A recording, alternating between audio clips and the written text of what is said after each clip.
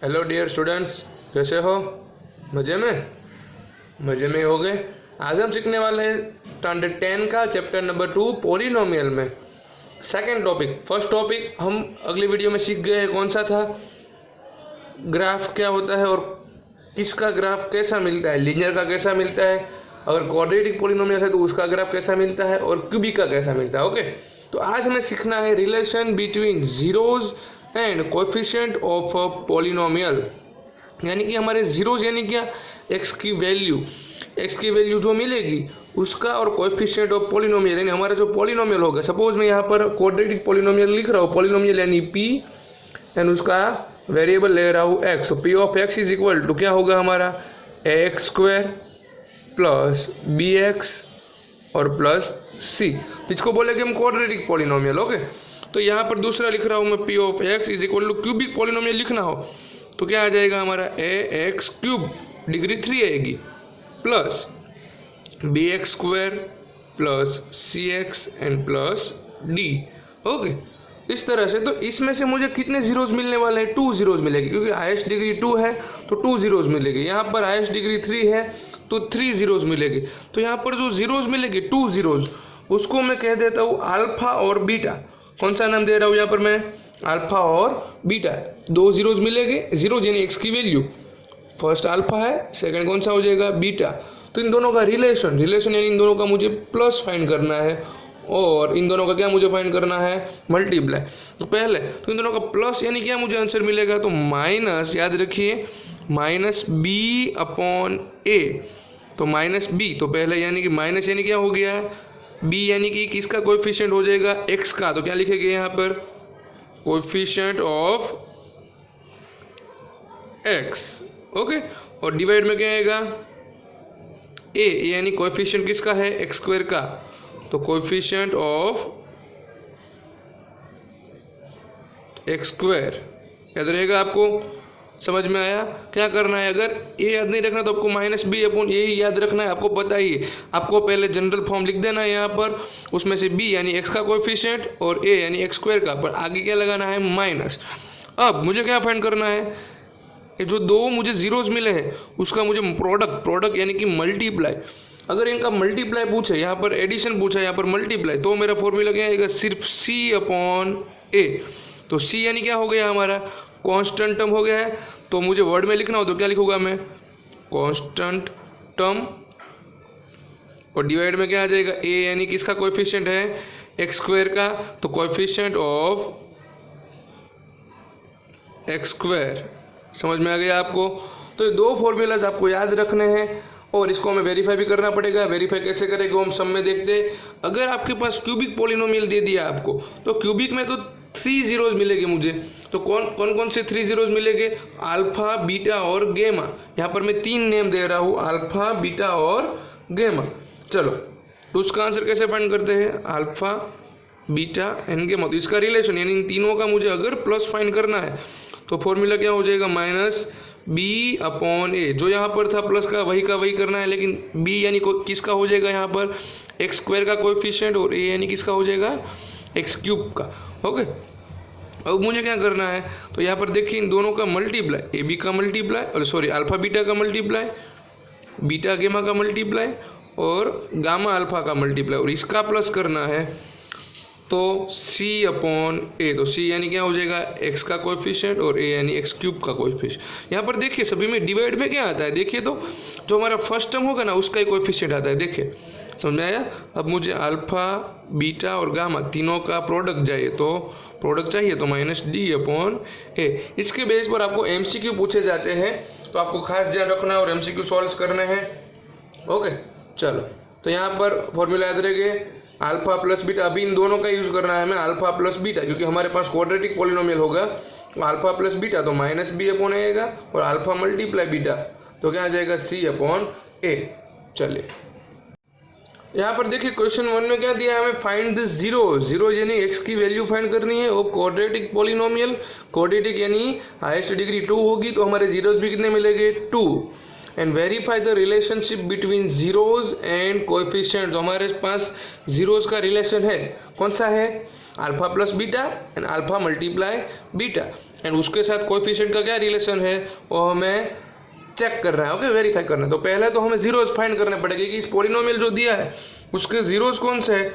तो पहले तो मैं क्या ले लूँगा, यहाँ पर देखिए P of x is equal to zero ले लूँगा। क्या ले लूँगा, P of x is equal to zero. तो हमारा पी ऑफ एक्स क्या है, तो हमारा पॉलिनोमियल जो है वो हमें लिखना है x square minus 2x minus 8 is equal to zero. Okay, compulsory क्या कर लेना है आपको, P of x is equal to zero लेना है, क्योंकि हमारे जो जीरोज मिलेंगे उसमें अगर हम x की वैल्यू पुट करेंगे तो हमारा आंसर क्या मिलेगा, जीरो ही मिलेगा, रिमाइंडर जीरो ही आता है। तो हम डायरेक्ट पहले से जीरो ले लेते हैं। अब क्या करना है, हमें यहाँ पर स्प्लिटिंग मेथड यूज़ करनी है और हमें फैक्टर निकालने होंगे पहले। चलो, यहाँ पर फर्स्ट का कोएफिशिएंट 1 होगा और लास्ट है 8, तो दोनों का मल्टीप्लाई, 8 1 जा 8, यानी आंसर हो जाएगा हमारा -8। इसको हमें स्प्लिट करना है और मिडल टर्म यानी कि -2 लाना है। ओके, तो चलो 8 यानी 4 2 जा हो जाएगा, तो इन दोनों का माइनस कर दूंगा मैं, 4 और 2 का माइनस, तो मुझे 2 आंसर मिल जाएगा। यस और नो, यस। लेकिन मुझे -2 चाहिए, यहाँ पर मैंने माइनस किया है 4 और 2 का, यानी कि दोनों को ऑपोजिट साइन आएगी। लेकिन यहाँ पर माइनस चाहिए तो बिग नंबर को माइनस दे देना है और स्मॉल नंबर को प्लस दे देना है। ओके, चलो अब इसको यहाँ पर हम पुट करते हैं तो मुझे आंसर क्या मिलेगा, मिडल टर्म में पुट करेंगे ना, x square minus 4x plus 2x minus 8 is equal to zero. अब मुझे क्या करना है, यहाँ पर 2 2 की पेयर बनानी है। चलो, फर्स्ट 2 की पेयर में से कॉमन क्या निकलेगा, x, तो ब्रैकेट में क्या बचेगा x, और यहाँ पर x चला गया तो -4, बीच में प्लस है तो प्लस, इन दोनों में से कॉमन निकल जाएगा 2, तो ब्रैकेट में बचेगा x। यहाँ पर 4 2 जा होगा ना, आपको पता ना चले तो ऐसे फैक्टर निकाल लीजिए, 4 2 जा, 2 तो बाहर आ गया तो बचेगा क्या यहाँ पर 4 इज इक्वल टू जीरो। अब जो कॉमन ब्रैकेट दिख रहा है मुझे उसको मैं 1 टाइम ही लिखूंगा और सेकंड ब्रैकेट में जो बाकी बच गया x प्लस 2 उसको सेकंड ब्रैकेट में लिख दूंगा, इज इक्वल टू क्या हो जाएगा मेरा जीरो। अब यहाँ पर क्या करना है, यहाँ पर मुझे दो फैक्टर मिल गए, x माइनस 4 और x प्लस 2, उसके बीच में मल्टीप्लाई होगा और इज इक्वल टू जीरो। तो जीरो से तो मैं दोनों को सेपरेटली दे दूंगा, x minus 4 is equal to भी जीरो हो जाएगा और x plus 2 is equal to भी क्या हो जाएगा, जीरो। अब यहाँ पर मैं सिंप्लीफाई करूँ तो -4 है और राइट साइड जाएगा तो क्या हो जाएगा +4, यहाँ पर भी क्या हो जाएगा +2 है तो -2। तो यहाँ पर मुझे दो सॉल्यूशन मिल गए हैं, x की दो वैल्यू, तो यहाँ पर दो जीरोज मेरे मिल गए हैं, अल्फा और बीटा। इसको मैं बोल दूंगा अल्फा इज इक्वल टू ले रहा हूँ 4 और बीटा इज इक्वल टू -2 मिल गया है। अभी मुझे क्या करना है, तो इसका रिलेशन जो है, रिलेशन मुझे पता है अल्फा और बीटा का, हमने देख लिया है थियरी में क्या था अल्फा और बीटा का रिलेशन। तो alpha plus beta is equal to क्या था फॉर्मूला, बताइए चले, -b/a। तो अल्फा यानी दोनों साइड हम साथ में साथ करते हैं, आंसर हमारा राइट ही आना चाहिए, देखते हैं। चलो, अल्फा यानी 4 प्लस बीटा यानी -2। ओके, उसका फॉर्मूला है -b/a, तो -b यानी कि कौन सा हो जाएगा, माइनस तो पहले लगाना ही पड़ेगा, b यानी कि x के साथ जो होगा वो कोएफिशिएंट, यहाँ पर a b यानी c लाइन में होगा ना, तो कौन सा हो जाएगा -2 आएगा और डिवाइड में a यानी x स्क्वायर के साथ क्या हो जाएगा 1। तो यहाँ पर देखिए इसका आंसर क्या होगा 4 + -2, इसका माइनस माइनस प्लस हो जाएगा तो 2/1, 1 लिखने की ज़रूरत नहीं है। यहाँ पर 4 - 2 तो 2 इज इक्वल टू 2 आ गया। यहाँ पर हमारे वेरीफाई हो गया कि दोनों का आंसर इक्वल ही आता है। देखिए अब इस तरह से फाइंड करते जाइए अल्फा प्लस बीटा। अगर ऐसा नहीं करना है तो डायरेक्ट फॉर्मूला में पुट करके भी कर सकते हैं, लेकिन अभी तो हमें वेरीफाई करना है तो वेरीफाई करना ही पड़ेगा। ओके, चलो उसके बाद दूसरा कौन सा है हमारा, अल्फा मल्टीप्लाई बीटा है ना। तो alpha multiply beta is equal to क्या आ रहा है, C/A। तो चलो अल्फा और बीटा का मल्टीप्लाई, अल्फा यानी 4 बीटा यानी -2 मल्टीप्लाई है यहाँ पर बीच में। ओके, तो C यानी -8 और A यानी 1, इन दोनों का मल्टीप्लाई करेंगे तो 4 × 2 = 8, -8 आ जाएगा। यहाँ पर भी क्या बचा है -8, नीचे 1 लिखने की ज़रूरत नहीं है। तो यहाँ पर क्या हो गया, हमारा वेरीफाई हो गया है। तो इस तरह से आप सम कर सकते हैं। यहाँ पे देखिए हमें क्वेश्चन किस टाइप का दिया है, 6x² - 3 + 7x। तो मुझे पहले क्या लेना है, P of x is equal to 0 लेना है कि नहीं लेना है, लेना है।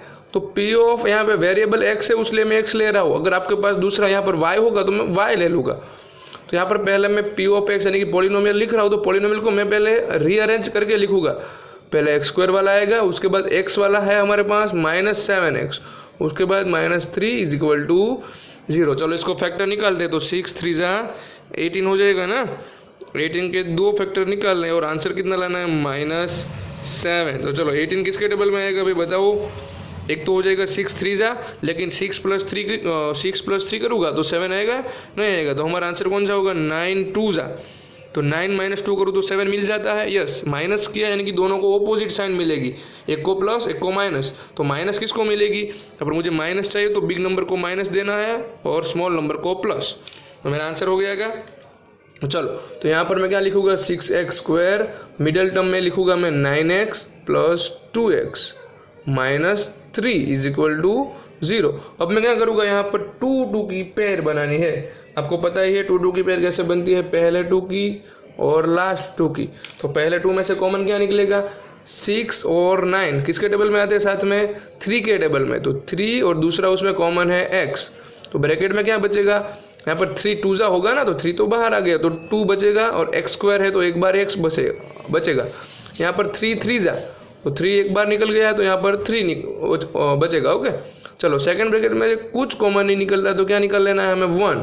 तो 2x - 3 एज इट इज़ रहेगा और 0। तो यहाँ पर मेरा जो कॉमन ब्रैकेट आ गया है उसको मैं 1 टाइम लिख दूंगा और बाकी जो बचेगा उसको मैं सेकंड ब्रैकेट में। तो सेकंड ब्रैकेट में क्या आएगा, 3x + 1 = 0। अब मैंने आपको बता दिया है क्या करना है हमें।